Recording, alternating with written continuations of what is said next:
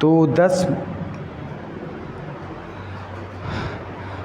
10 और वोकेबलरी हम लोग कवर करेंगे जो कि बिहार सिविल कोर्ट एग्ज़ामिनेशन के व्यू से इम्पॉर्टेंट है। बिहार सिविल कोर्ट के एग्ज़ामिनेशन के व्यू से इम्पॉर्टेंट है। ये आइटम्स का एक बिहार सिविल कोर्ट BCC से मैं यहाँ शॉर्ट में लिख रहा हूँ, याद रखिएगा। ये 10 और वोकेबलरी है जो कि मोस्ट इम्पॉर्टेंट है आपका बिहार सिविल कोर्ट के व्यू से। आइटम फ्रेजेस के सेक्शन से मैंने इसे उठाया है, तो हम लोग इसका डिस्कशन अभी करने वाले हैं। ये पार्ट 2 है, पार्ट 1 आपने नहीं देखा है तो जाके देख लीजिए अभी, ठीक है। आपको लाइफ टाइम ये हेल्प करने वाला है और मैं इसमें बहुत सारे तरीके भी बताऊँगा जिससे आप इसको याद कर सकते हैं या याद रख सकते हैं, कह सकते हैं। सबसे पहले हमारे सामने वर्ड आया है अ वाइल्ड गूज चेस। अ वाइल्ड गूज चेस, अ वाइल्ड गूज चेस। अगर आपको याद करना है तो मेरे साथ आपको रिपीट करना होगा, क्योंकि कोई चीज़ें जो होती हैं, कुछ चीज़ें जो होती हैं आपको समझा के याद करवाई जा सकती हैं, लेकिन कुछ चीज़ों आपको बोलना पड़ेगा, ठीक है। कुछ चीज़ तो आपको बोलना ही पड़ेगा। वाइल्ड गूज चेस का मतलब क्या होता है? एक ऐसी चीज़ें, मतलब कि कोई चीज़ की आप खोज कर रहे हो। क्या कर रहे हो? कोई चीज़ की आप खोज कर रहे हो और वो चीज़ें मतलब व्यर्थ है आपके लिए खोज पाना, ठीक है। अब एक एग्जांपल मैं देता हूँ।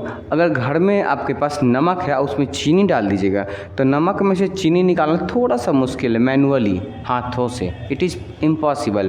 That is wild goose chase. Wild goose chase का मतलब होता है कोई भी चीज़ मतलब निरर्थक है, निरर्थक है। तो इसी को हम इंग्लिश में एग्ज़ाम में लिखेंगे futile search.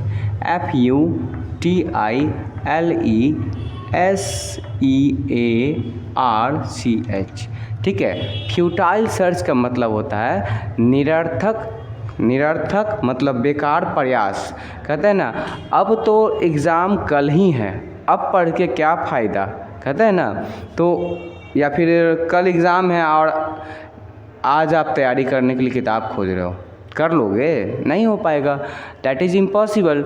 That is wild goose chase का मतलब होता है फ्यूटाइल सर्च, निरर्थक खोज। Bury the hatch, dispute the, settle the dispute, इसको लिखेंगे। एग्ज़ाम हॉल में अगर लिखने के लिए देगा तो लिखेंगे सेटल, SETTLE, दी, सेटल दी, डिस्प्यूट, DISPUT, ठीक है। Settle the dispute. Settle the dispute यानी अगर मैंने एग्ज़ाम में से लिखा है सेटल द डिस्प्यूट, तो इसका कुछ ना कुछ तो मतलब होगा ना। देखिए, सेटल द डिस्प्यूट यहाँ मैंने लिखा तो इसका मतलब होता है कि मामला को रफा दफा करना। बरी द हैचो मतलब होता है, बरी द हैच का मतलब एग्ज़ाम में आपको लिखना है सेटल द डिस्प्यूट। लिखना तो ये कन्फर्म है, यानी मामला को सुलझा देना। क्या कर देना? मामला को सुलझा देना, लिखिएगा। बरी द हैच का झगड़ा ख़त्म करना, ठीक है। हिंदी में इसको बोलेंगे बरी द हैच का मतलब झगड़ा ख़त्म करना, चीज़ों को फिनिश करना। बरी द हैच, इसे आप याद रखिएगा। अगर इसके बाद हम पढ़ेंगे थ्रू थिक एंड थीन, क्या मिलेगा आपको? थ्रू थिक एंड थीन। इसका मतलब होता है हर एक संभव तरीक़ों के द्वारा, ठीक है। Through, THROUGH, through all circumstances, CIRCUMSTANCES,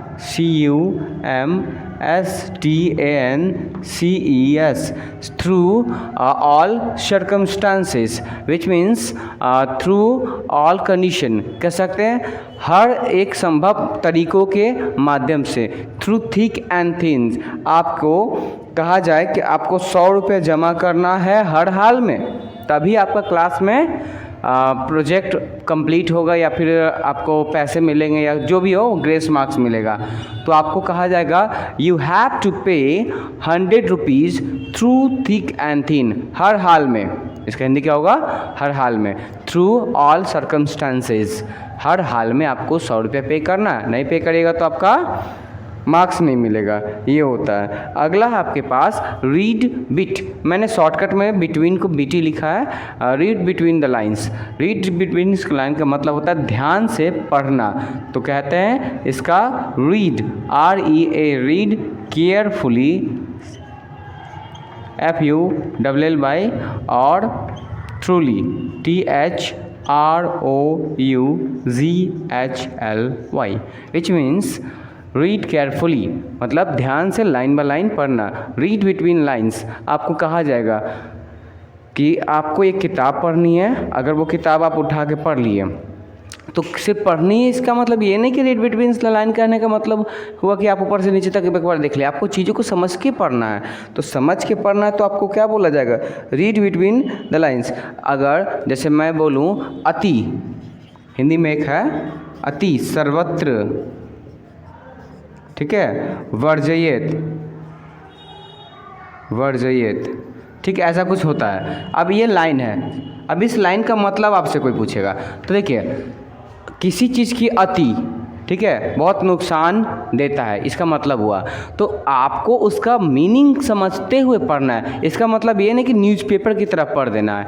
तो रीड बिटवीन द लाइंस का मतलब कहा जाता है, मतलब निकलेगा रीड केयरफुली एंड और थ्रूली, यानी कि आपको पूरी डिटेल में पढ़ना है। अ बोल्ड फ्रॉम ब्लू, देखिए कभी भी आपको आइटम्स में ब्लू दिख जाए, क्या दिख जाए, BLUE, इस विच मीन्स इसका अगर क्लू मैं बताऊं तो ब्लू कभी भी आपको दिख जाता है तो वहाँ पे दिमाग रखना कि अगर ब्लू दिख रहा है भैया तो वहाँ पे अनएक्सपेक्टेड चीज़ हो रहा है। तो आपको बोलना a bold from blue, which means something, SOME, something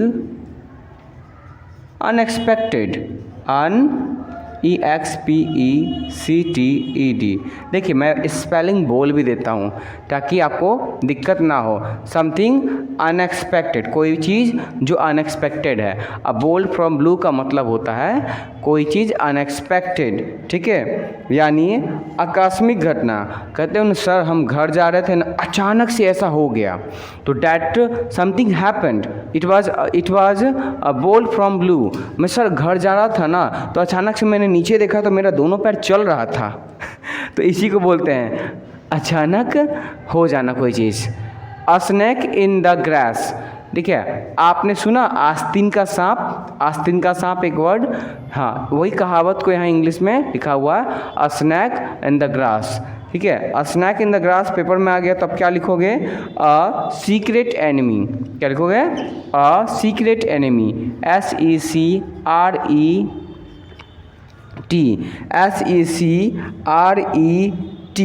enemy, ENEMY, ठीक है, a secret enemy.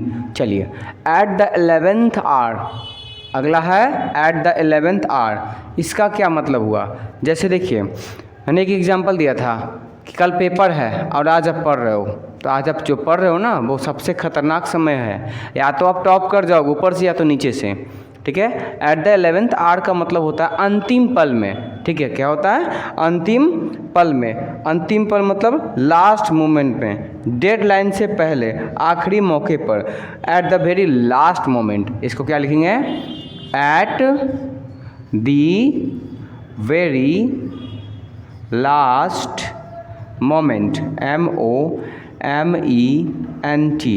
Eight the very last moment, eight the very last moment, याद रखना है।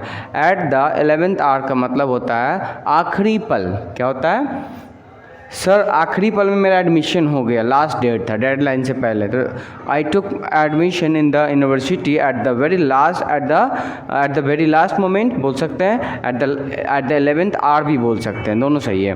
ब्लो वंस ओन ट्रम्पेट, एक और है ब्लो वंस ओन ट्रम्पेट। कुछ लोगों को है ना अपना बड़ाई करने का बहुत शौक चढ़ जाता है, अपना बड़ाई करना, अपने मुँह बोलते हैं ना, अपने मुँह मियाँ मिट्ठू बनना, वही कहानी यहाँ पर है, ठीक है। प्रेज वन सेल्फ, खुद की बड़ाई करना, प्रेज, PRAISE, प्रेज का मतलब प्रशंसा करना, ONE1SELF, हाँ खुद की प्रशंसा करना कह सकते हैं। ब्रेक द आइस, अब देखो एक मीटिंग हुआ, 5 लोग बैठे हुए थे, 5 लोग में से कौन शुरू करेगा ये नहीं क्लियर था, तो बॉस ने कहा कि भैया कोई तो बोलना स्टार्ट करिए। मिस्टर राज, जैसे जो कि मेरा नाम है, बोला गया, तो मुझे बोला गया कि आप शुरू कीजिए।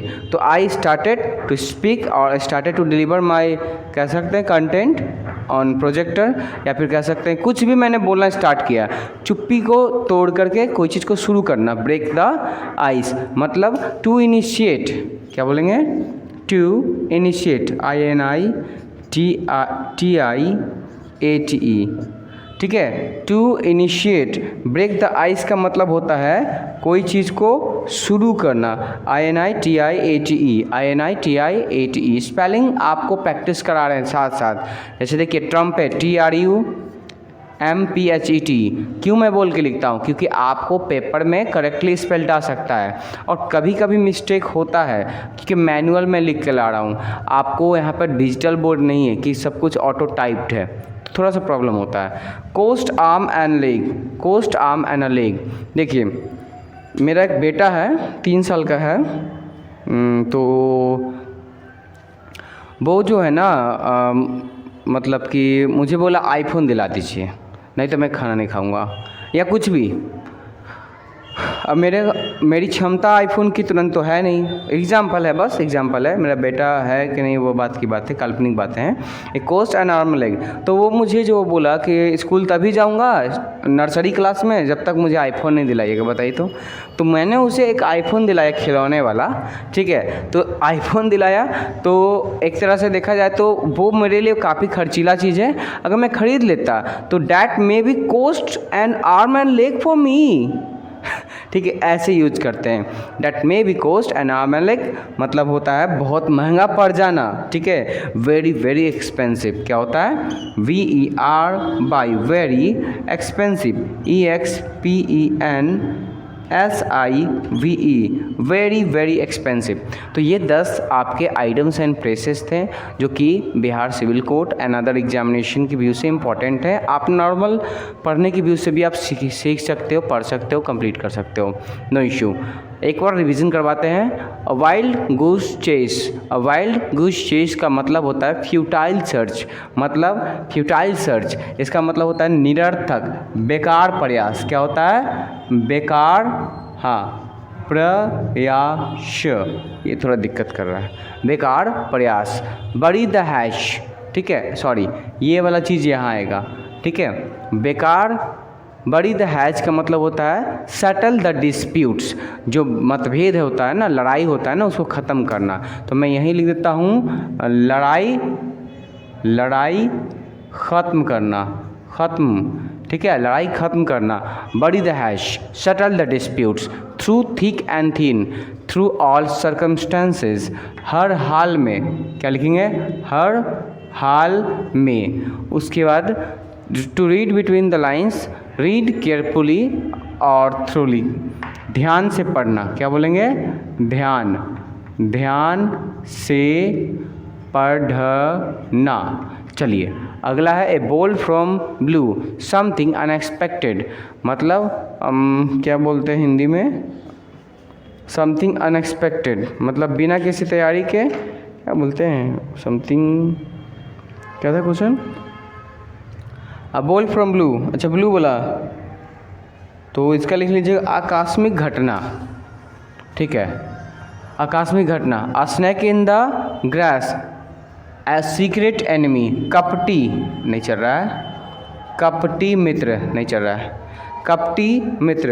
अ स्नेक इन द ग्रास का मतलब होता है कपटी मित्र। एट द 11th आवर, अंतिम पल में, एट द 11th आवर का मतलब क्या होता है, अंतिम पलों में। Eight the 11th hour means अंतिम पलों में। Eight the very last moment, क्या बोलेंगे इसको, eight the very last moment, eight the very last moment, रट लीजिए मेरे साथ, काम आएगा। Eight the very last moment. Next, blow one's own trumpet, praise one self, खुद का बड़ाई करना, प्रशंसा करना, प्रशंसा, किसका, खुद का करना। Break the ice, to initiate, शुरू करना, क्या होता है, शुरुआत करना, हिंदी भी मैं बता रहा हूँ अब, ठीक है। Cost and arm and leg, very expensive, खर्चीला, क्या होगा ये, खर्चीला, कोई चीज़ बहुत ही ज़्यादा खर्चीला है, cost arm and leg, very very expensive. तो इस तरीक़ा से आप इसे याद कर सकते हैं। ये 10 मोस्ट इंपॉर्टेंट आइटम्स थे जो कि आपके BCC यानी Bihar civil code and other examination के बीच से इंपॉर्टेंट है। तो आप इसे कंप्लीट कर लीजिए और बाकी आप मेहनत करते रहिए बस, और कोई उम्मीद नहीं है, ठीक है। मैं किसी भी तरीके का आपसे उम्मीद नहीं रखता हूँ, बस आप पढ़िए अच्छे से, बस यही है, आपका रिजल्ट अच्छा हो। और वाइल्ड गोस्ट चीज़ का मतलब क्या होता है? Futile search. एक बार और देख लीजिए। बड़ी द हैच का मतलब होता है settle the disputes. Through thick and थीन का मतलब होता है through all circumstances. Read between the lines का मतलब होता है read carefully or truly. Bold from blue means something unexpected. A snake in the grass means secret enemy. At the 11th hour means at the very last moment. Blow one's own trumpet means praise oneself. Break the ice means to initiate. Cost and arm and leg means very very expensive. It was 10 most important items and phrases which is important for your upcoming examination, which is Bihar Civil Code and SSC examination. It will help in both examination. If you prepare very well, you can score a very decent marks in this subject. Okay, मिलते हैं next video में। Till then bye bye.